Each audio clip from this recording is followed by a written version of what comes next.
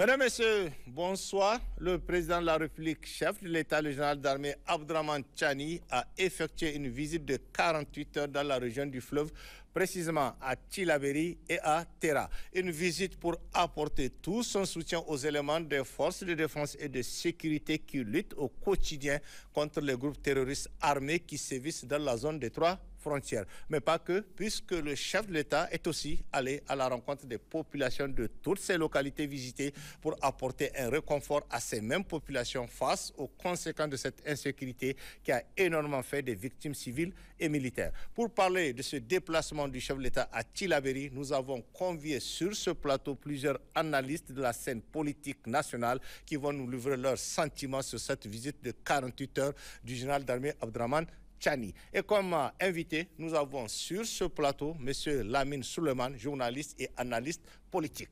M. Bana Ibrahim, juriste et acteur de la société civile. Et M. Ibrahim Namewa, président de la Fédération Niger Unie et membre du mouvement pour la promotion de la citoyenneté responsable.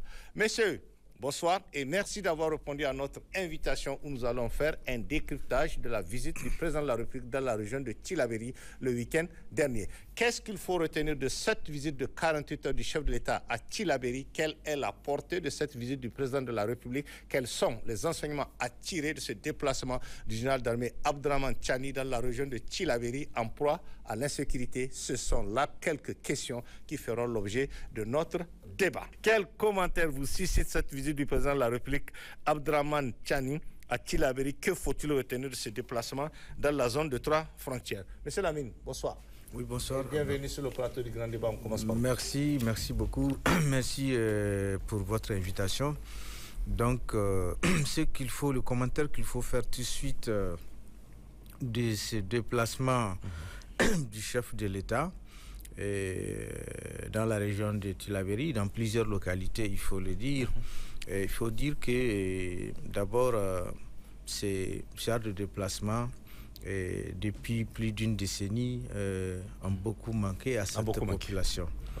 De mémoire d'homme, je crois que le dernier déplacement des chefs d'État, que ce soit sous le régime démocratique, surtout les 13 dernières années, c'est des déplacements juste ponctuels sur le théâtre de conflit.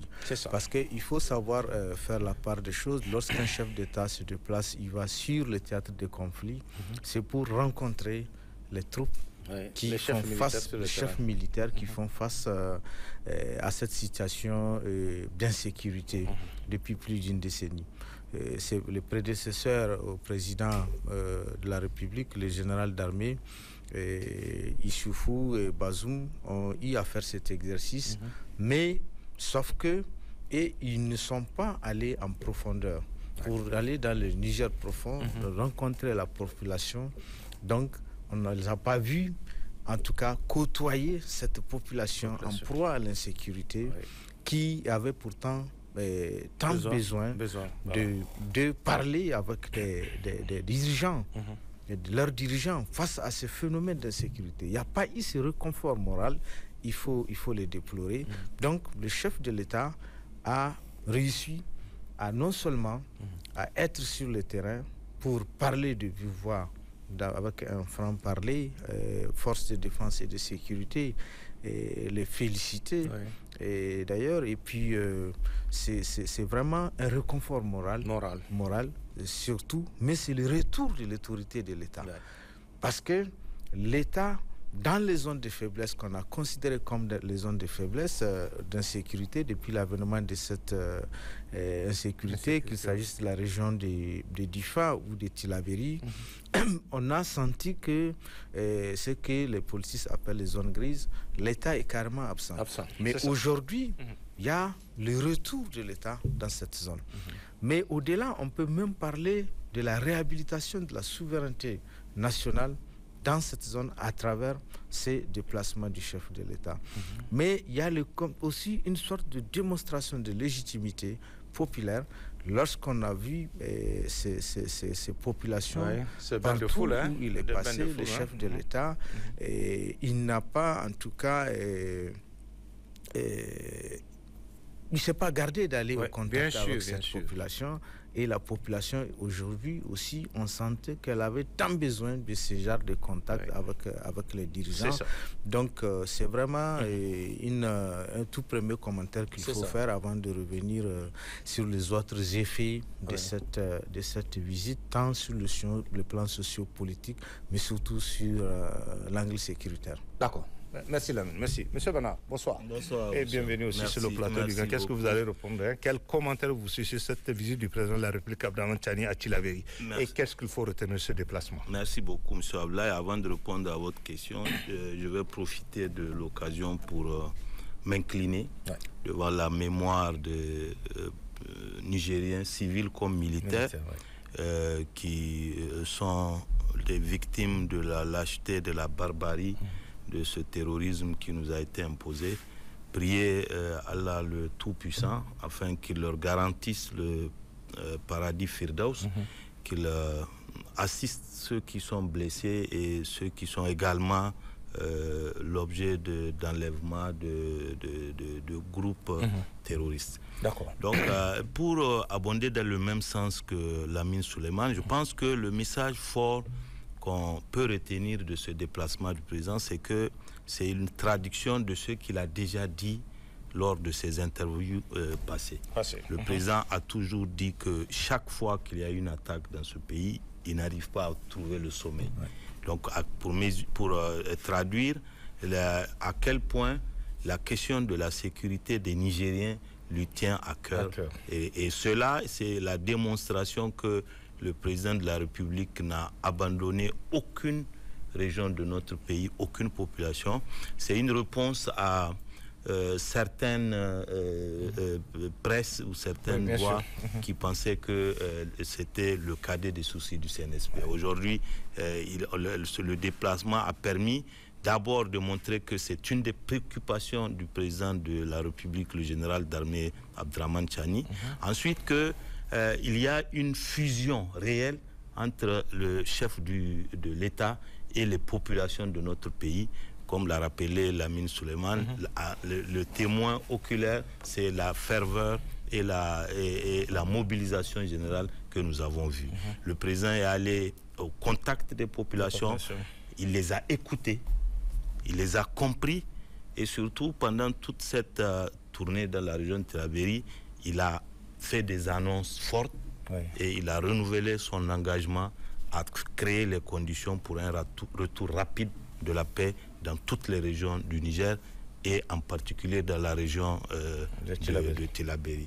Donc le président a également trouvé des populations résilientes et qui croient fermement dans la détermination des forces de défense et de sécurité, dans leur capacité à se battre pour un retour rapide à la paix dans la région. Voilà ce qu'on peut dire un peu dans un premier temps avant de revenir. Merci Bana. Oui, Ibrahim, bonsoir. Oui, bonsoir. Et bienvenue sur le plateau. Qu'est-ce que vous allez ajouter, hein? Quel commentaire vous sur cette visite du président de la République, Abdraman Tchani, à Tillabéri, et qu'est-ce qu'il faut retenir de ce déplacement? Merci beaucoup. Je vous remercie pour l'invitation et surtout pour l'opportunité que vous nous donnez afin de dire un mot sur cette actualité, le déplacement du président de la République dans la région de Tillabéri. Il faut le dire, c'est dans la droite ligne de ce qu'il avait déjà commencé. Après Zander, le président s'est retrouvé à Tillabéri. Effectivement, à l'analyse, on se rend compte que l'étape de Tillabéri semble être différente des autres. Ici, ce qu'il faut retenir à la forme tout de suite, on voit le président de la République qui accepte d'aller démystifier le mythe selon lequel Tillabéri, Terra constituent des zones exclues du Niger, parce que quand on entend les détracteurs de la refondation et leurs sponsors, ils ont tendance à considérer que toute la zone de Tillabéri est une zone rouge, surtout Terra, on dit que c'est inaccessible, comme s'il n'y avait pas de population là-bas qui vivait. On donnait l'impression aux gens que c'est impossible pour un administrateur de se rendre là-bas. Voilà le président qui décide de se rendre là-bas. Et pour le faire, il passe par la voie terrestre. Une manière de démontrer à qui veut voir et à qui veut l'entendre que tout ce qui est raconté, c'était que des histoires. Parce que lui, il est là. Il y avait un aéroport à Tillabéri. Absolument. Voilà. Il y a un aéroport à Tillabéri. Voilà. Il pouvait bel et bien prendre un avion, descendre là-bas, mais il a préféré passer par la voie terrestre. C'est éminemment important parce que d'abord ça lui permettait d'être en contact avec les populations. Deuxièmement, ça lui permet de tâter le terrain, de connaître la réalité du terrain. Et troisièmement, ça lui a aussi permis de savoir qu'est-ce qu'il attend concrètement. Et il n'a pas hésité à le dire. Outre lors de son rapport qu'il a tenu à faire au niveau de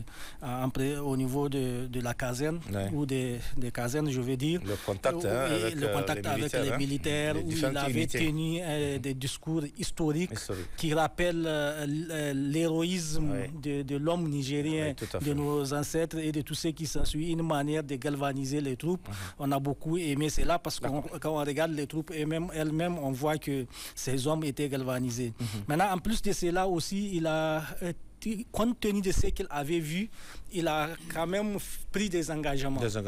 Il a quand même pris des engagements. Des annonces fortes. Des annonces fortes, effectivement, tant sur le plan économique, sur le plan environnemental, parce qu'il est même parti jusqu'à préciser qu'il s'est fait accompagner par des ministres concernés. Oui, bien sûr, ça on les a vus aussi. On a vu, il en a parlé, c'est éminemment important. Une manière de dire que, et il a insisté en disant que ça va changer, quelque chose va être fait, et c'est très important. On a vu une population émue, enthousiaste, qui a réservé un accueil de grand jour au président, et cela est dû au fait que peut-être, comme l'a bien dit Lamine, par le passé, cette population n'a pas vu cela. Donc comme quoi, Tillabéri n'est plus abandonné, sera plus abandonné comme il y a 10 ans de cela, je pose la question. Effectivement, on a vu les manifestations de rue avant ces événements, où les ressortissants de Tillabéri ont toujours dit qu'ils ont comme l'impression que Tillabéri a été abandonné, et aujourd'hui, voilà que le président Tchani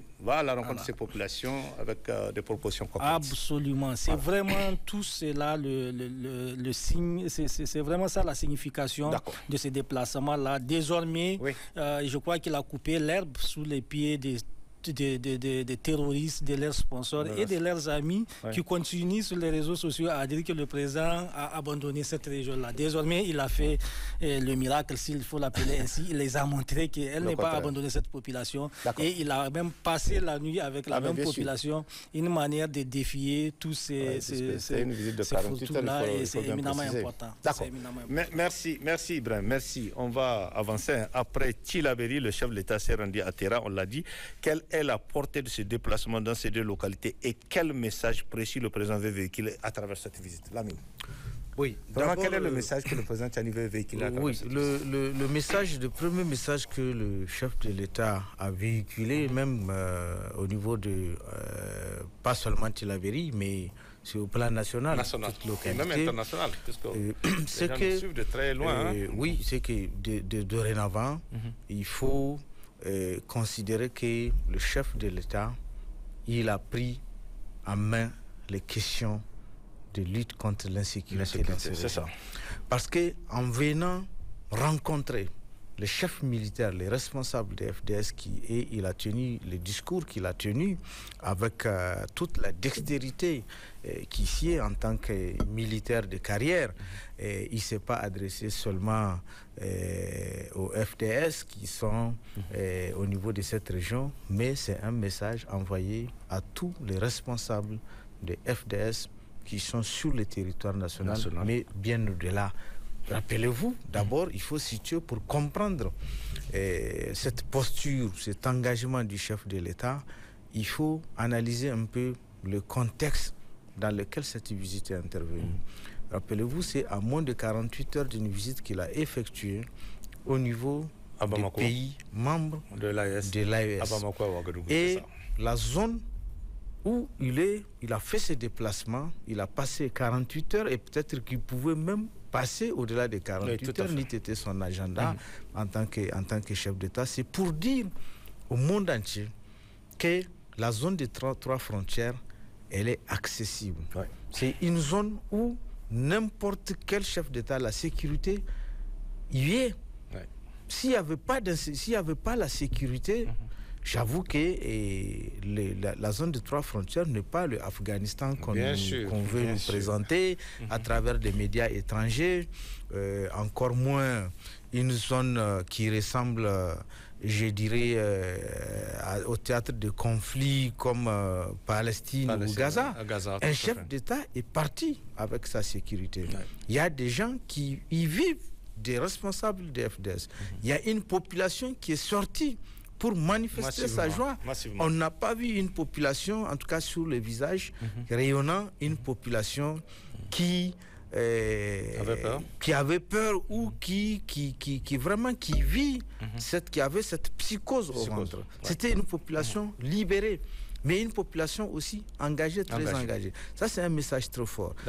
Et c'est dans la zone des 3 frontières, dans cette zone où les terroristes et leurs sponsors ont fait le pari d'empêcher, en tout cas, que l'État existe sur ce territoire. Et c'est pour cela, tout à l'heure, dans votre première question, j'avais parlé du retour de la souveraineté, de l'autorité de l'État.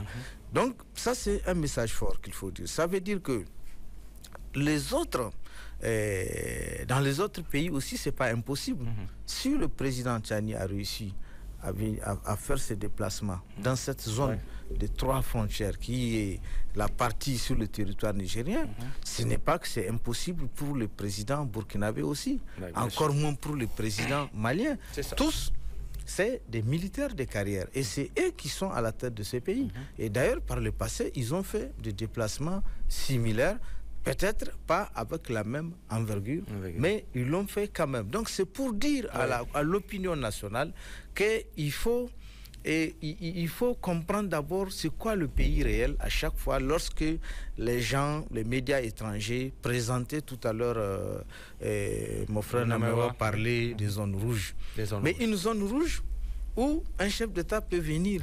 Il a bravé cette insécurité. Il est passé la nuit. Il a passé la nuit. Une zone rouge où, en tout cas, les activités économiques, quoi qu'on ait pu dire, continuent encore. Parce que c'est de là, ces corridors-là, c'est de cette zone que les marchandises, aujourd'hui, l'essentiel de ce qu'on amène au-delà de Niamey, même à l'intérieur du pays, dans le Niger profond, c'est un corridor aujourd'hui. Donc, ce n'est pas une zone rouge. Et moi, je suis surpris. Et peut-être en tant que journaliste, c'est mon instinct de journaliste qui le fait. Pourquoi on n'a pas vu un traitement médiatique sous cet angle pour montrer que cette région n'est pas une région abandonnée, pour montrer que ce n'est pas une région qui est vraiment la zone rouge qu'on nous a toujours présentée et qui est inaccessible, pour montrer qu'il y a une population qui vit, qui a de l'énergie et qui est très engagée. Parce que le fait de sortir... Un traitement dans les médias, c'est ça? Un traitement médiatique. Lesquels? Un traitement médiatique, quel que soit le média, que ce soit les médias publics ou les médias privés, au-delà d'un simple compte rendu. Parce que nous sommes dans une guerre informationnelle. Et l'occasion... Il a insisté beaucoup sur cette guerre informationnelle. Mais je sais très bien, il a insisté. La guerre informationnelle, nous sommes dans cette guerre informationnelle. Au-delà des simples comptes rendus qu'il faut faire pour annoncer que le chef d'État est venu. Et tout est à votre, aujourd'hui, mérite, le fait que vous organisez un débat et que vous nous donnez la possibilité de revenir pour opiner sur cette question, pour dire nos points de vue. Et je vu un peu, en dehors des médias peut-être de la sous-région et de l'AES, en tout cas, je n'ai pas vu les grands médias étrangers qui animent cette guerre, qui alimente cette guerre informationnelle, reprendre, en tout cas revenir sur cette visite, même s'ils l'ont fait, c'est de façon, je dirais, très ponctuelle, pas très approfondie, et ça en dit long sur leur volonté vraiment de continuer à jeter ce pays-là qui a tant souffert à la vindicte populaire en même temps que, que leurs sous-traitants. Mais ce qu'il faut déplorer aussi, lorsque tous les chefs de l'État, avant l'avènement du CNSP, ils avaient bien cette possibilité, puisque la situation d'insécurité elle est là. Oui. Avec tous ceux qui s'en suivent comme mercenariat, sponsor, c'était la même chose. Mais on a vu toutes ces forces qui étaient présentes avant les événements du 26 ces chefs d'État, peut-être, je ne sais pas qu'est-ce qui les a empêchés d'aller au contact avec le pays réel. Malgré la présence des forces étrangères qui malgré étaient là. la présence, pour aller voir, constater de visu ce qui se passe. Sortir de leur, je dirais, tour d'ivoire, pour ne pas se contenter seulement des comptes rendus des chefs militaires, des autorités politiques qui étaient sur place. C'était possible. C'était possible et c'est très important. Ça permet, en tout cas, aux premiers responsables du pays, quel qu'il soit, de prendre la mesure de la menace et de voir réellement qu'est-ce qu'il faut faire. Et en ce moment, toute décision qui va être prise, c'est sûr qu'elle sera suivie d'effets. Dans les jours ou peut-être les heures même qui suivraient. Mais ça n'a pas été fait. Et le contact, et je suis moi très satisfait de voir que le chef de l'État vient s'inscrire dans cette logique d'aller au contact avec le pays réel. Parce que quand vous partez, vous rencontrez, que ce soit l'administration territoriale, mais au-delà, que ce soit l'armée, mais surtout la communauté. La communauté qui est là sur place, l'adhésion de cette communauté, est-ce qu'elle adhère à tout ce que nous faisons, le discours, notre idéologie, notre façon aujourd'hui de diriger le pays nous sommes dans un contexte de refondation. Donc c'est pour lui, le chef de l'État, un test grandeur nature.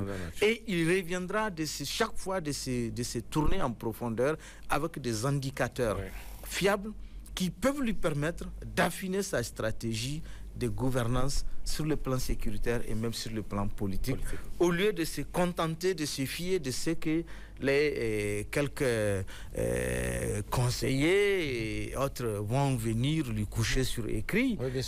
Peut-être même que nous savons en Afrique et même partout ailleurs dans le monde, vous savez, quand on a un chef, il y a très peu de gens qui peuvent dire à un chef, lui décrire la situation sur le terrain.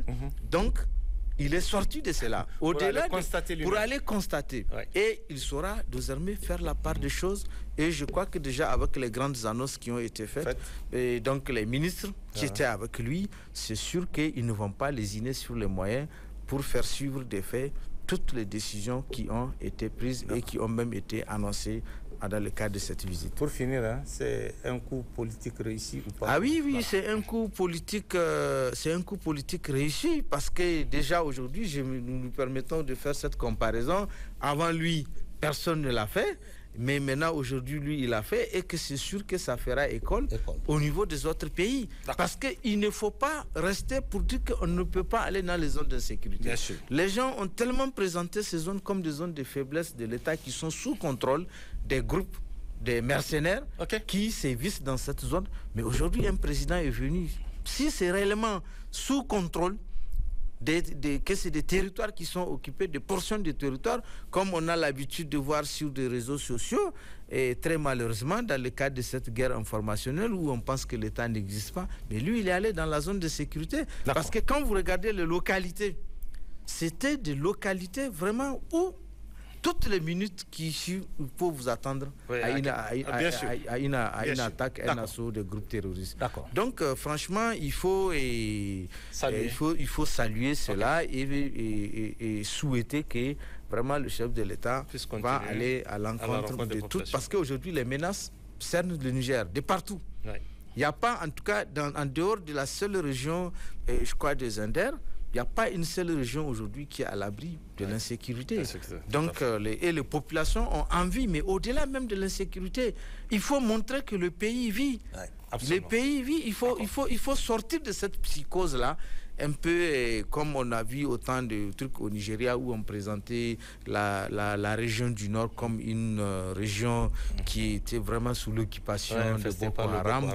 Et voilà. Ok, merci Lamine. Merci. Oui, Bana, qu'est-ce que vous allez ajouter Quelle est la portée de ce déplacement dans ces deux localités? Je pense que l'une des portées aussi, à la suite de ce qu'on a dit, c'est que le président a démontré que personne ne lui impose de calendrier. Personne ne lui impose de calendrier. D'accord. Il agit en fonction des priorités qu'il nourrit pour ce pays, puisque si tout à l'heure Lamine et même Namayo l'avaient rappelé, beaucoup avant on fait circuler l'information que le président ne peut pas se rendre à Tillabéri. À l'époque, les gens pensaient que le président allait réagir promptement et allait entamer une tournée. Il a démontré que c'est lui qui est le maître de son agenda. D'accord. Et deuxièmement, je pense que les messages forts qui ont aussi été développés et lancés par le président, parmi eux, il y a ceux de la responsabilité de tous les Nigériens. Puisque le président a démontré, d'abord, il a rappelé tous les efforts qui ont été faits depuis le 26 juillet pour doter nos forces de défense et de sécurité de moyens nécessaires à la sécurisation de notre territoire. Mais il a également interpellé la conscience de chaque Nigérien que les efforts doivent être continués. Il y a un message pour la responsabilité, la solidarité avec nos forces de défense et de sécurité. Et chacun, en tant qu'entité nigérienne, doit se dire qu'elle peut amener un plus pour que notre pays triomphe sur les forces obscurantistes qui sont en train d'écumer nos salles. Troisièmement, il y a un message quand même au profit des forces de défense et de sécurité. Le chef de l'État, il est parti remonter leur morale. Il leur a rappelé qu'il est conscient des efforts qui sont en train d'être faits et qu'il leur a demandé de continuer dans ce sens et de redoubler encore plus d'efforts parce que, comme l'a rappelé le conseiller Souleymane, les théâtres, les foyers de tension sont un peu partout dans notre pays. Donc le président est conscient et a rappelé que l'armée fait de son mieux et a demandé à ces forces-là de faire encore plus. Donc, ensuite, le troisième message qui est important à travers le déplacement, comme l'a rappelé Lamine, c'est que contrairement à ce qui est véhiculé par des journaux comme Jeune Afrique qui parlent de famine au Niger, le président a profité pour montrer à la face du monde que la région de Tillabéri, certes éprouvée par plusieurs années de lutte contre le terrorisme, d'attaques barbares et lâches, mais c'est une population digne, une population résiliente et qui continue à apporter son soutien au chef de l'État parce que ces populations savent que le président de la République est imbu d'une seule volonté, c'est celle de mettre notre pays sur les rails du développement en créant des conditions de vaincre l'insécurité et de développer, en même temps qu'on lutte contre l'insécurité, de créer les leviers nécessaires pour la croissance économique de notre pays à travers les projets structurants de la grande irrigation, qu'il a aussi eu l'occasion de voir sur le terrain les réalisations et les résultats déjà probants qui font que notre pays, depuis 60 ans, n'a pas connu de période de soudure. Donc tous ces aspects ont été mis en lumière à travers cette visite du chef de l'État dans la région de Tillabéri. D'accord, merci. Non, mais qu'est-ce que vous allez ajouter, quelle est la portée de ce déplacement dans ces deux localités? Oui, il faut le dire, même si on a déjà essayé d'évoquer ces aspects-là, c'est vraiment un acte d'une haute portée politique. D'accord. Il est un acte d'une haute portée politique. Pourquoi? Parce que le contexte dans lequel le président avait accepté, a osé effectuer ces déplacements-là, c'est éminemment important. Imaginez, on a essayé pendant longtemps de faire croire aux gens que l'IGS, même c'est là-bas, ils sont venus s'installer la zone des... Parce que c'est aussi ça la zone des trois frontières dont on parlait. Donc on fait croire aux gens que au niveau de l'AES, il y a une zone où personne ne pourra aller, qui est abandonnée aux terroristes et tout et tout. Et un bon matin, un chef d'État décide d'aller vérifier qu'est-ce qu'il y a là-bas. C'est éminemment important. Mais j'ai tout comme l'impression que l'opinion publique n'est pas en train de prendre la portée de cet acte. Pourquoi? Parce que quelque part, cette opinion semble être prise en otage par la désinformation, la guerre informationnelle, comme on en a parlé. Donc lui-même en a parlé. Il avait essayé même d'apporter, de dénoncer. En fait, on a fait croire, des gens ont écrit pour dire qu'il y a eu des réunions, voilà. Et il était revenu au niveau du CNSP, pour être très précis, et qu'il y a eu même des prises de position par rapport à un retour à l'ordre constitutionnel normal. Justement, ce qu'ils les disent, ils savent qu'ils sont en train de mentir. Ils savent que c'est faux. Et ils mettent en exergue un élément important, c'est le retour à l'ordre constitutionnel normal. Pourquoi? Parce que c'est ce que leur patron leur demande. C'est sur ça qu'ils leur demandent d'insister. On sait d'où ça vient, parce que ceux qui écrivaient ça, là, ceux qui l'avaient écrit, on sait ils sont à la solde de qui? C'est des mercenaires à la solde de la France qui veulent toujours s'aimer la psychose, la désinformation dans la tête des Nigériens. Et vous avez bien constaté, même quand le président a essayé de dénoncer ça, ils étaient encore revenus à la charge pour essayer de considérer, de manipuler, pour ramener l'opinion à considérer que le président Tchani les a donné raison. C'est ça la force de la manipulation. Malheureusement, beaucoup de nos concitoyens n'arrivaient pas à cerner cela. Or, le président était en train de dénoncer. Pour dire que c'était faux, pour dire que ça n'a jamais eu lieu. Pour preuve même, il dit notre démocratie à nous, c'est notre dignité. Notre démocratie à nous, il dit, c'est notre souveraineté. Donc, ça veut dire qu'il était en train de dénoncer pour dire que tout ce qui s'est raconté là, ce n'est que de la guerre informationnelle. Et qu'il fallait prendre vraiment avec beaucoup d'égards, beaucoup d'attention pour ne pas négliger certains aspects, mais qui sont pourtant importants. C'est vraiment un phénomène très dangereux, surtout pour une opinion comme la nôtre, où quand vous prenez l'opinion publique nigérienne dans toutes ses composantes, vous allez vous rendre compte qu'une bonne partie de l'opinion est sensible à ces genres des informations, des fake news, de la manipulation. Et je pense que c'est lié à quoi précisément? À mon sens, ce qui fait ça, d'abord dans un premier temps, c'est que ceux qui communiquent là ont quelque part tâté l'opinion, ils ont compris qui est qui, ils savent qui est qui ils peuvent manipuler d'abord. Ils connaissent les différentes composantes. Maintenant, ce qui vient encore aggraver ça, permettez-moi de le dire sur ce plateau, c'est un déficit de communication au niveau du gouvernement.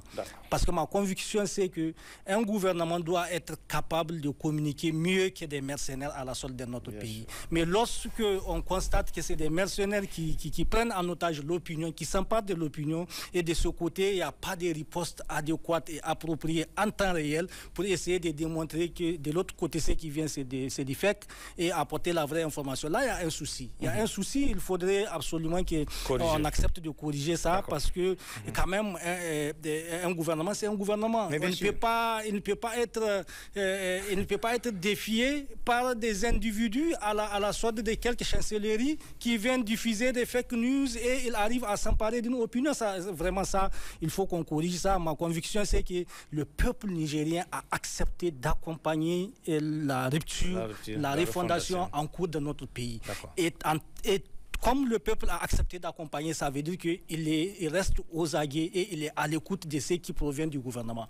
Et si ce gouvernement-là produit des informations ou bien des contre-vérités pour contrecarrer, je suis sûr que le peuple nigérien va les consommer. L'opinion publique va consommer. Mais quand il n'y a pas, c'est que la nature elle-même en un mot, je pose cette question, puisque vous avez abordé le sujet. Le gouvernement ne communique pas. Le gouvernement actuel ne communique pas. A un déficit de communication. Il faut le dire.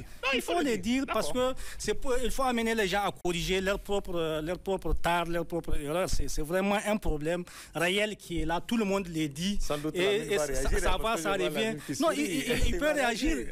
Il peut réagir. Il va certainement me donner raison parce que c'est des faits réels qui sont là. Bien sûr, on est d'accord. C'est des faits réels. J'ai pris des exemples réels qu'on peut toucher du doigt. Imaginez un individu qui publie une fausse information. Il publie ça à 11h. Jusqu'à 13h, 17h, vous n'avez aucune réplique qui soit venue donner le contraire de ce que ce monsieur a écrit. Mais il y a quelque chose qui ne va pas. Bien sûr. Il y a un souci quelque part. Il faudrait que ce soit rectifié. Et vous allez constater que ça a pris du temps. Mais quand ça sinon, ce que le président fait, c'est énorme, monsieur. C'est exceptionnel. C'est énorme. C'est extraordinaire. Il suffit tout simplement qu'on ait une stratégie de communication pour mettre mettre ça en relief, amener ça à la consommation de tous, pour que les gens comprennent. Depuis le 26, on a vu combien de fois le chef de l'État en personne s'est exprimé. Quand même. À travers des interviews, à travers des messages. Ça, c'est très clair. En tant que chef d'État, le président est même amené à jouer le rôle de certaines personnes à qui il a donné délégation de pouvoir. Mais bon sang, on va où? Le problème, parce que le problème, il faut le dire terre à terre, puisque la question est posée. On ne peut pas penser à tout moment que quand même c'est la présidence de la République qui doit communiquer. Et le gouvernement est là. Mais c'est la vérité. Le gouvernement est là. C'est pour cela que j'ai précisé. Parce qu'il y a ces critiques un peu partout. Non, c'est pour cela que j'ai précisé. J'ai dit le gouvernement. Toujours la présidence de la République. J'ai parlé du déficit. La présidence de la République a la communication, le gouvernement a sa communication, les autres missions ont la communication, donc tout le monde doit communiquer. C'est pour cela que j'ai précisé, j'ai dit déficit de communication. Non, ce que vous dites est vrai, c'est pour cela que j'ai singularisé. Je n'ai pas dit que le régime ne communique pas. J'ai dit qu'il y a un déficit de communication de la part du gouvernement nigérien de la refondation. Parce que je ne peux pas accuser la présidence parce que je vois ce que le président fait. Ce qu'il fait là, c'est énorme. Et souvent même, ce n'est pas à lui de le faire. Le président a d'autres dossiers. On ne va pas quand même... Mais il est obligé de venir s'asseoir. Un président vient s'asseoir, il fait 1 heure de temps de communication, 2 heures de temps. 2 heures. Et dans les langues. Tout simplement, 3 heures de temps. Malgré son agenda chargé, tout simplement parce que des gens qui ont été responsabilisés pour faire ça là n'ont pas été capables de le faire. Bon sang. Mais il faudrait que les gens acceptent d'assumer la responsabilité. On accepte toutes les critiques, c'est bien dit. J'espère que des solutions seront trouvées par ça. Oui, qu'est-ce que vous allez réagir? Oui, et naturellement parce que vous touchez, j'allais rebondir sur ça. C'est un des aspects que le chef de l'État a déploré. Il a insisté, en tout cas au moins 3 fois, sur cette guerre informationnelle. Et aujourd'hui, et dans toute guerre d'ailleurs, et en tout cas, à commencer par celle que nous vivons aujourd'hui dans notre chair, ici dans notre pays, vous avez remarqué depuis pratiquement quelques temps, les mercenaires, parce qu'il faut les appeler, il faut même cesser de parler des terroristes. Les mercenaires ont changé de fusil d'épaule. Ils comptent sur des sous-mercenaires qu'ils ont recrutés pour faire une communication, pour intoxiquer l'opinion. Et ils choisissent leur cible. Vous connaissez très bien leur cible. Bien sûr, ce n'est pas n'importe qui. Mais on a déploré cela, je crois bien, depuis le début. Depuis l'avènement du CNSP, au mois d'août-septembre 2023, il y a eu au moins 3 débats sur cette question des guerres informationnelles, où nous avons déploré le fait que si on veut gagner une guerre informationnelle ou lutter contre la désinformation de façon générale, il faut que tous les gens qu'on choisisse pour leur donner cette mission de communiquer à la place du gouvernement ou de communiquer pour le pays, il faut qu'on s'assure que c'est des gens d'abord qui peuvent être à la hauteur, qui peuvent faire le travail. Deuxième chose, si à chaque fois, comme l'a dit M. Mnamewa, quand il y a une publication, une intoxication, parce que ce n'est pas une information, moi je n'appelle pas ça information, il y a une intoxication et que cette intoxication fait son tour, elle touche près d'1 million de personnes sans réaction. Les gens sont restés des marbres chez eux. Mais c'est malheureux. Mais je ne comprends pas pourquoi qui va sortir alors pour communiquer à la place des Nigériens. Prenez l'exemple du Burkina Faso. Prenez l'exemple du Mali.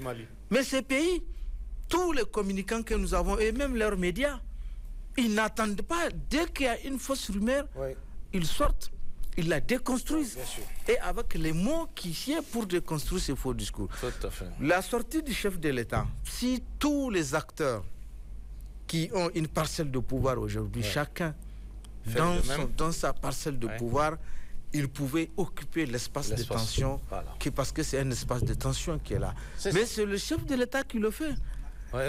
Il s'est livré à un exercice au moins depuis 2 ans.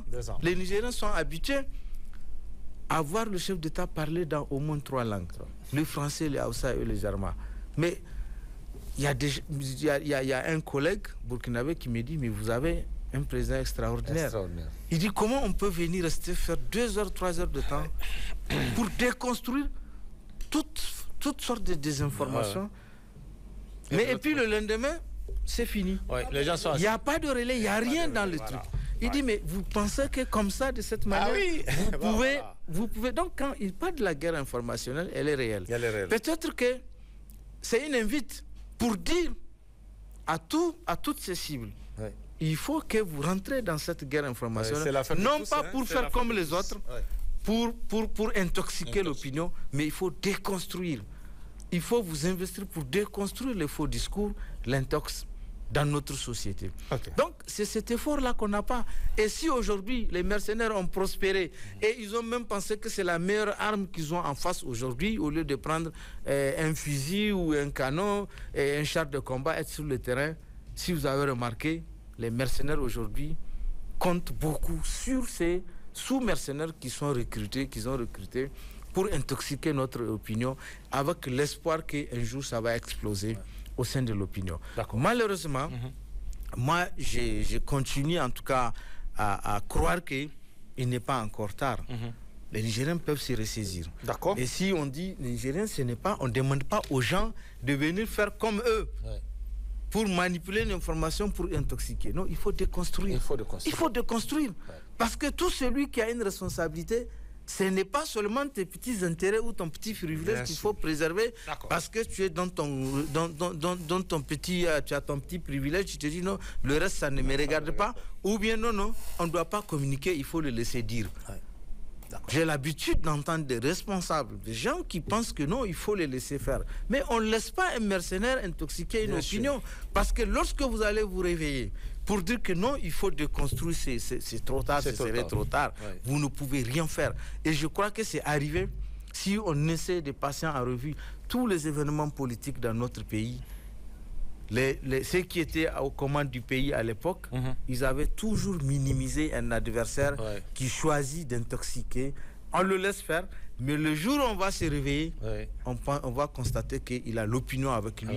Il l'a sérieusement intoxiqué. Et même lorsque vous sortez pour faire l'effort de déconstruire, vous ne pouvez pas. Donc ce que le président a fait, ça permet de déconstruire ces discours qui induisent les Nigériens, qui intoxiquent, parce qu'il a occupé un espace de tension depuis pratiquement 2 ans.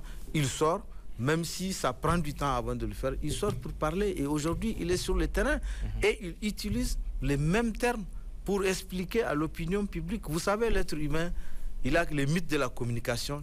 Le premier message, quand vous l'entendez, ça rentre dans votre tête.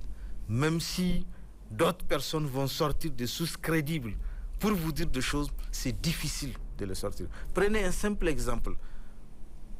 En 2015, 16, 17, quand les attaques terroristes ont connu un certain leur pic, lorsqu'on vient, on annonce, on a tué tel nombre de personnes, tout simplement parce qu'il y a eu des médias mensongers, des médias mensonges, comme on dit, qui ont annoncé un chiffre. Lorsque le gouvernement vient 72 heures après l'attaque terroriste pour dire il y a eu un nombre d'attaques, personne ne prend pour argent comptant ce que le gouvernement dit, parce qu'on dit non, ils ont pris le temps pour faire. C'est ça le problème. C'est ça le problème. Ok, merci. Oui, Bana, quelle sera votre action vous par rapport à ce sujet? Écoutez, vous savez, vraiment, ça fait débat. Il y a un adage qui dit que la nature a horreur du vide. Si vous laissez libre cours à vos adversaires le terrain de la communication, eh bien, ils vont s'engouffrer, ils vont mener le combat seuls et ils vont gagner. Vous savez, ça fait longtemps, sur ce même plateau, j'avais reproché à ceux qui ont eu des parcelles de pouvoir dans ce pays qu'ils comprennent que le président de la République ne peut pas tout faire à lui tout seul. Regardez bien, même cette visite de Tillabéri, le message qu'il est porté véhiculé, c'est de dire que le Niger a la maîtrise de son territoire. Aucune région n'est sous contrôle occupé. Mais lorsque le président quitte, tous ceux qui sont dans la chaîne en bas, ils devraient continuer le même travail. Tout à fait. Là où il n'est pas parti, les régions, les gouverneurs des régions, les préfets, ils doivent aller. Montrer aux populations, là où le président, parce qu'il ne peut pas tout faire. Mais malheureusement, vous allez vous rendre compte qu'après, il n'y a rien. Il n'y aura rien du tout. La communication ne peut pas être toujours dans la réaction. Quand vous n'êtes pas dans la proaction en matière communicationnelle, c'est que vous allez courir toujours derrière des rumeurs qu'il faut déconstruire, comme l'a dit Souleymane. Il faut une stratégie globale de communication. En dehors de ceux qui ont la charge de faire la com, c'est-à-dire le gouvernement, l'action gouvernementale, qui pêchent dans notre pays. Il y a également le message que le président a véhiculé s'adresse aussi aux Nigériens lambda que nous sommes. Parce qu'il faut que chacun sache qu'il est, même dans le domaine de la communication, il est une sorte de VDP. Au Burkina, ils ont créé des VDP communicants. Où chaque Nigérien, pour chaque Burkinabé chez eux, et aussi, donc, c'est ça qu'il faut attendre de nous, chaque Nigérien se sent investi de deux missions. D'abord, constituer une barrière dans la circulation des fake news et de l'intox. Que chacun se mette la tête que dès que l'information circule, je dois me poser la question d'où vient l'information. En fonction de l'auteur de l'information, on sait qu'aujourd'hui, des apatrides qui ont perdu leur nationalité parce qu'ils se sont engagés aux côtés des mercenaires, vous savez qu'ils ne peuvent pas donner une information qui va dans le sens de servir les intérêts de notre pays. Donc, en réaction, on devrait constituer une barrière naturelle, chaque citoyen. Deuxièmement, ceux qui le peuvent, chaque fois qu'ils tombent sur de l'intox, ils doivent participer à l'action de la déconstruction. Parce qu'il ne faut pas aussi attendre tout de l'État. Chacun, dans la sphère de ses compétences, peut constituer également un militaire de la guerre informationnelle. Parce que le message le plus important que le président a donné quand il a évoqué cette guerre communicationnelle, il a montré que c'est la dernière trouvaille et c'est la dernière stratégie de l'ennemi. Il a dit qu'ils ont tout tenté. Ça n'a pas réussi. Aujourd'hui, ils se lancent dans la guerre communicationnelle sur deux aspects. D'abord, montrer que rien ne va dans notre pays. Vous entendez chaque jour, ils disent que le pays est au bord du précipice financier, le pays est au bord de la cessation de paiement. Deuxième chose, il faut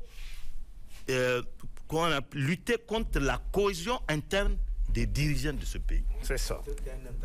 Il y a un antagonisme entre des pro-démocratie et des anti-démocraties. Le CNSP a créé les conditions. Parce que le président a dit, et il faut préciser ce qu'il avait dit, c'est que le peuple a déjà décidé de l'agenda. Il y a eu les assises nationales que le président a entériné en mettant la main sur la charte de la refondation qui a fixé le cadre, la mission et les objectifs du processus de la refondation. Celui qui n'est pas content, il connaît là où se trouvent les apatrides, il nous laisse notre pays jusqu'à ce qu'on finisse le processus de refondation. Et c'est ça le message le plus important que nous devons marteler et continuer à avancer. Chaque Nigérien doit se sentir investi de cette mission, de contribuer au succès du processus que nous allons entamer. Donc, ceux qui sont nommés en charge de la communication gouvernementale, de grâce. Ça ne coûte rien. Et il y a un fait que là, en ce moment, et que je devrais relever, c'est que ne pensons pas que la presse publique, elle seule, peut faire le travail. Ça aussi, c'est la réalité. Au Burkina, au Mali, que nous citons en référence, c'est que toutes les télés, toutes les radios, tous les journaux de la presse écrite, tous les sites web, internet, tous les influenceurs sont mis à contribution par la communication gouvernementale. Et en toute indépendance. Vous pouvez garder votre indépendance en participant à l'effort de la refondation. Personne ne vous dit de venir être laudateur de X ou Y. Mais la défense des intérêts de votre pays, c'est d'abord un sacerdoce, c'est un devoir pour chaque citoyen. C'est ça. On peut ne pas s'aimer, mais on doit travailler pour notre pays. Tout à fait. Et il faut que les membres du gouvernement, chacun sache que lorsque le président sort, c'est comme s'il s'expose. Lorsqu'on oblige le président chaque fois à venir prendre la parole, il va en front line, c'est qu'on l'expose. Il faut qu'il y ait des gens qui prennent le relais. Aujourd'hui, toutes les success stories que notre refondation a, c'est énorme. Il y a des choses qu'on a faites mais tout à l'heure, j'étais dans un atelier, j'ai dit aux gens mais est-ce qu'on mesure la portée des actes que le président de la République, le général d'armée, a posé en 2 ans, 4 mois. En 2 ans, 4 mois, Mais il faut les valoriser. Bien sûr. Et il appartient à chaque ministère de créer les conditions de la valorisation de l'action du CNSP et de son chef en 2 ans et demi. Ouais. On ne peut pas à chaque fois se reposer sur Il y a l'autre réalité qui est là et je vais poser la question. Parce que souvent, malheureusement, pour ces élections, les gens attendent toujours de l'argent pour faire ça. Est-ce que... Voilà. Oui, je pose la question. Comment contourner ça? Parce que c'est ça aussi l'autre réalité. Quand... La communication, toujours, la communication a un prix. À un prix, oui, d'accord. L'État du Niger ne doit lésiner sur aucun moyen pour garantir les conditions de la réussite du processus de la refondation. Il ne faut pas être démagogique. Ce que vous voyez au Burkina Faso, ça coûte beaucoup de centaines, voire de milliards de francs CFA. D'accord. Parce que chaque chef d'État est convaincu. La preuve, vous avez entendu le président Abdraman Tchani, elle l'a rappelé. La guerre communicationnelle, elle est aussi importante que la guerre avec les armes. Ah oui, bien sûr. Et la communication, ça coûte de l'argent. Ça coûte de l'argent. Si vous voulez aujourd'hui que Lamine Souleymane publie sur sa télé, mais il faut payer. D'accord. Et l'État ne peut pas, un État ne peut pas se résoudre à regarder le coût.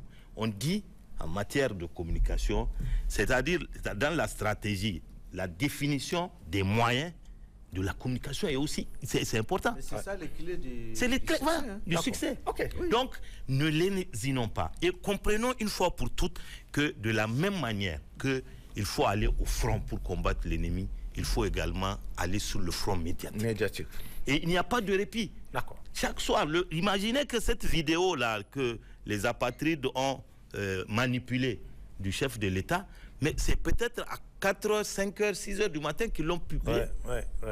Pour que, pendant que nous dormons, que cette vidéo devienne virale sur le plan international. Et comme l'a dit Lamine Souleymane, c'est que si tu cours derrière une rumeur, c'est que la rumeur a déjà gagné son temps. Tout à fait. D'accord. Rapidement, l'échec de notre communication, contrairement au Burkina, mon frère Bana a parlé des moyens, ils n'ont pas lésiné sur les moyens. Mais deuxième chose qu'ils ont faite, c'est qu'ils ont amené des gens, pas des médiocres, ils ont pris des gens vraiment qui avaient la tête, qui ont la tête bien pleine pour faire le travail. On n'a pas pris des gens qui n'ont rien à faire parce qu'ils n'ont pas du boulot. On vient, on les prêtez-moi le terme, on les prend, on le repêche dans les institutions, dans les institutions pour dire vous êtes le communicateur. Troisième chose, c'est que j'ai remarqué depuis 13 ans dans ces pays, les gens veulent réussir. Les gens veulent vendre la visibilité de leur gouvernance, le pays, mais du côté, ils mettent la communication, on ne lui accorde pas d'importance. Allez-y voir le profil de ceux qui gèrent la communication. Il faut faire l'unanimité quand vous êtes communicant d'abord. L'unanimité d'abord au sein du monde médiatique, où vous pouvez aller parler à n'importe qui, échanger pour expliquer les enjeux stratégiques liés à notre gouvernance. Parler vraiment, on dit à cœur ouvert avec les médias. Mais on ne voit pas ça dans notre pays. Mais ailleurs, nous voyons comment les communicants, les responsables de gouvernement échangent avec les grands médias.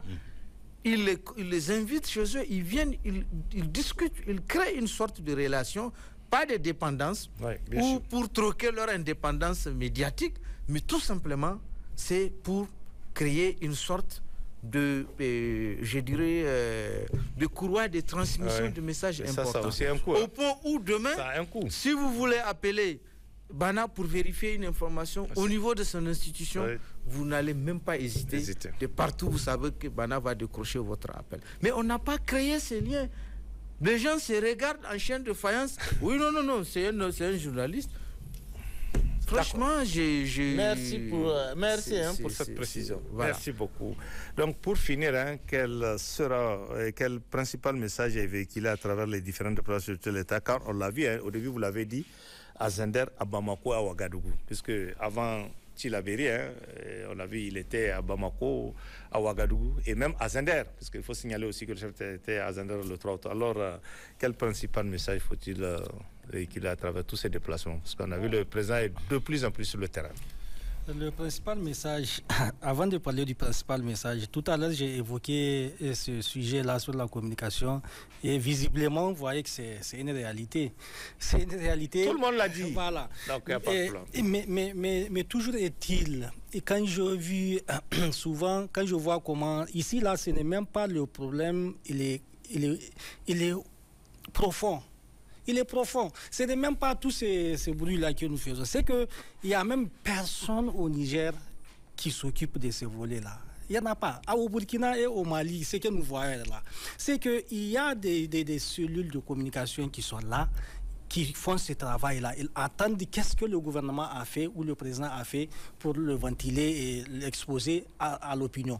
Ils attendent quand est-ce que quelqu'un va vouloir envoyer un élément d'intox et ils agissent tout de suite et maintenant. J'ai vu même hier seulement un influenceur, un camarade burkinabé, et il écrit, il dit urgent, allons-y aider les Nigériens par rapport au problème de la désinformation. Ouais. Oui, ça veut dire qu'au-delà de notre frontière, les gens savent que nous avons ces déficits-là. Mais pourquoi on va continuer dans ces calculs-là? J'ai bien aimé, quand nous sommes tous en train d'apprécier le Burkina et tout. Au Burkina, il y en a qui font ce travail-là et à les relais. Ceux qui sont là, la veille médiatique, s'il y a quoi que ce soit, tout de suite, ils vont s'y mettre à la tâche. Ils produisent quelque chose, ça peut être un petit carré, une bulle pour contrecarrer, et il y a les relais qui vont encore aussi distribuer. Au Niger, il n'y a personne capable de le faire. C'est un problème de formation ou c'est quoi exactement? C'est un problème d'ordre. Je vous explique un peu. C'est un problème d'ordre. On n'a pas mis l'ordre. Il y a un désordre communicationnel, si vous voulez. Parce qu'il n'y a pas quelqu'un qui est responsabilisé. Il n'y a pas un groupe d'hommes nigériens responsabilisés pour faire ce travail-là. Il faut responsabiliser des gens pour faire ce travail-là et attendre d'eux des résultats tout en leur donnant les moyens de le faire. C'est aussi simple que ça. Maintenant, je vais... Avant de le laisser finir d'aborder sa question, c'est qu'il y a des gens qu'on a responsabilisés dans le domaine de communication pour conduire la communication gouvernementale, mais c'est qu'on ne laisse pas. On ne laisse pas ces responsables agir par eux-mêmes.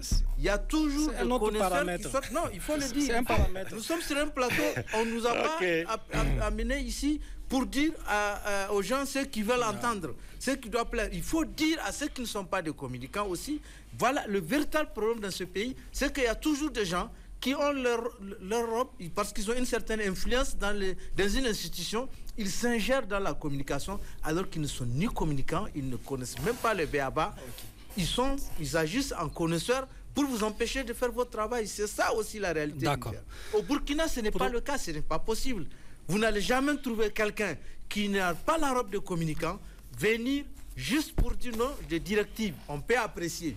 Mais donner des directives, là c'est aller loin et c'est sûr que vous allez aller droit au mur et vous allez échouer dans votre mission. Et on ne verra pas. Mais tout le monde s'occupe de la communication. On ne peut pas s'occuper de la communication. Laissez les gens, mais quand vous amenez des médiocres, les médiocres, lui, il va se contenter chaque fois de ce que celui qui n'est pas communicant va lui dire de faire, il va faire. Parce qu'il ne connaît même pas ce qu'il est en train de faire. Mon cher Lamine, ce que je suis en train de dire, je finis avec ça là, je réponds à la question. Moi, ce que je suis en train de dire, c'est très simple. Il y a un problème, il doit y avoir quelqu'un qui doit le prendre en charge. C'est aussi simple que ça. Si c'est quelqu'un ne le fait pas, mais il y a milliers de Nigériens capables de le faire. C'est tout. Maintenant, pour revenir au principal message, le principal message à retenir de tous ces déplacements du président, c'est que le message principal, c'est quoi? C'est que le président est en train de montrer à la face du monde que lui, en tant que président de la République, chef de l'État, il est en train d'assumer ses responsabilités. Il a pris des engagements devant Dieu, devant les hommes, de dire qu'il va faire ceci, il va faire cela, et en première place, en priorité, il a mis la sécurité. Et pour ramener la sécurité au Niger, le président n'est en train de résilier sur aucun moyen. Et il se montre toujours déterminé, droit dans ses bottes, sans répit d'ailleurs.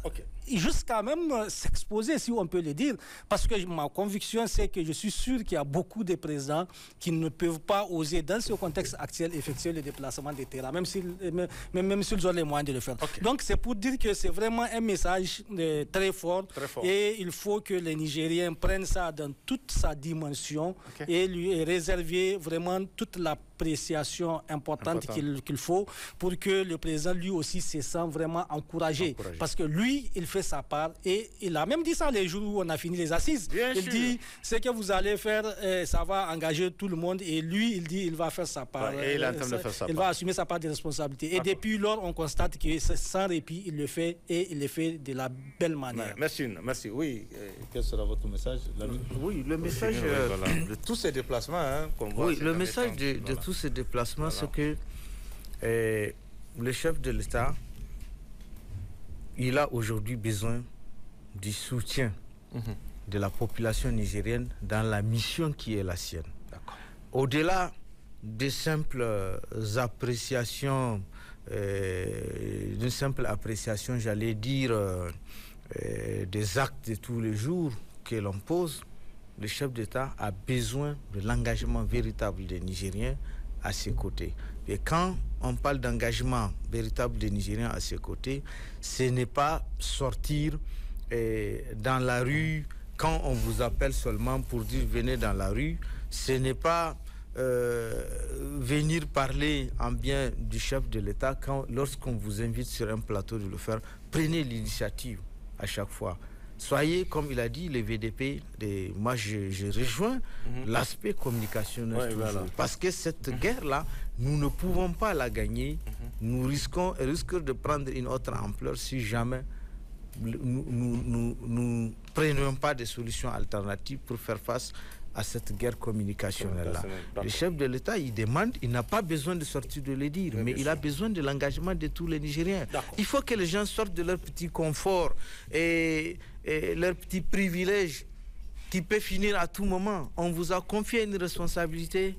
Il faut vous dire que la responsabilité, là, tant que vous n'avez pas la quiétude sociale, vous ne pouvez pas jouir de tout ce qui est attaché à votre privilège. Il faut que les gens le comprennent. Ne restons pas seulement de côté pour dire non. C'est l'affaire du chef de l'État, c'est lui qui dit qu'il peut, lui et les gens qui sont avec lui, nous, ça ne nous regarde pas. Mais on a un seul pays, le Niger. Quand ce pays, aujourd'hui, il devient invivable, tout ce que vous avez comme ambition, vous ne pouvez pas réaliser cela dans ces pays. Et désormais, il se conduit en chef de guerre. Il faut que les gens comprennent cela. Peut-être, il y a quelques semaines, les gens ne savaient même pas, ne s'attendaient pas à le voir sortir, braver toute cette insécurité, toutes ces menaces, aller dans le truc. Il faut qu'ils se disent que la fin de l'année, là, elle annonce aujourd'hui vraiment un nouveau départ pour le Niger en termes de lutte contre l'insécurité. Et il faut que les gens comprennent, lui-même le chef d'État a utilisé le terme mercenaire. Nous n'avons pas affaire à des terroristes. Peut-être le terrorisme, c'est le mode opératoire pour terroriser les gens. Mais en réalité, nous avons affaire à des mercenaires. Et un mercenaire, il ne vient pas seulement d'ailleurs. Ils sont parmi nous. Et la preuve, Bana a dit qu'il y a des apatrides qui ont fait le choix aujourd'hui d'aller aider, prêter main forte à l'ennemi, pour peut-être de l'espoir d'avoir des petits gains à l'avenir, ce qui est difficile pour eux. Donc le message que j'ai à faire vraiment, c'est de la même manière que cette population, on a vu l'adhésion de la population partout où elle est passée. Il faut qu'il y ait cette adhésion aussi des Nigériens. On ne demande pas aux Nigériens de venir troquer leur indépendance ou d'être des laudateurs comme ce que Bana a dit tout à l'heure, mais c'est dire qu'en face d'une urgence, il faut savoir, il faut défendre son pays. D'accord. Merci Lamine. Oui, on finit avec vous. Quel sera votre message? Le message est le suivant. La sortie du chef de l'État, c'est le symbole, une façon de dire que la récréation est terminée. Est terminée, d'accord. Parce que 2 ans après l'accession du CNSP au pouvoir, le président de la République l'a déjà rappelé à plusieurs fois qu'il faut se mettre au travail afin de donner un contenu au concept de la refondation. Tout à fait. Et le contenu ne peut pas être éloigné des attentes de notre peuple.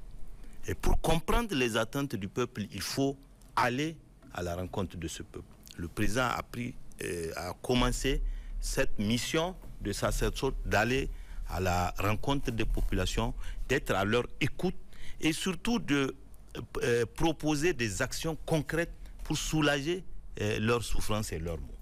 Mais il faut qu'on se dise une chose, le président ne doit pas être le seul sur ce terrain. D'accord. On a l'impression que la vision du président pour ce Niger, qui est une vision extraordinaire, qui est historique, que beaucoup qui sont dans l'entourage, beaucoup ne croient pas ou n'ont pas la même vision que lui. D'accord. Donc il faut que tout celui qui peut, à une place quelconque dans la chaîne, se dise que l'heure n'est plus aux tergiversations. Ouais. D'accord. Il faut s'engager résolument dans la mise en œuvre de la vision du président. Lorsque vous savez que vous ne croyez pas, vous n'êtes pas en mesure, venez trouver le président, dites, monsieur le président, déchargez-moi. D'accord. Parce qu'on ne peut pas faire semblant. On ne peut pas faire semblant. Sinon, on n'allait pas finir. Voilà. Si on continue à faire semblant, le président sera toujours en front line au combat seul. D'accord. Et il y a beaucoup de choses à dire.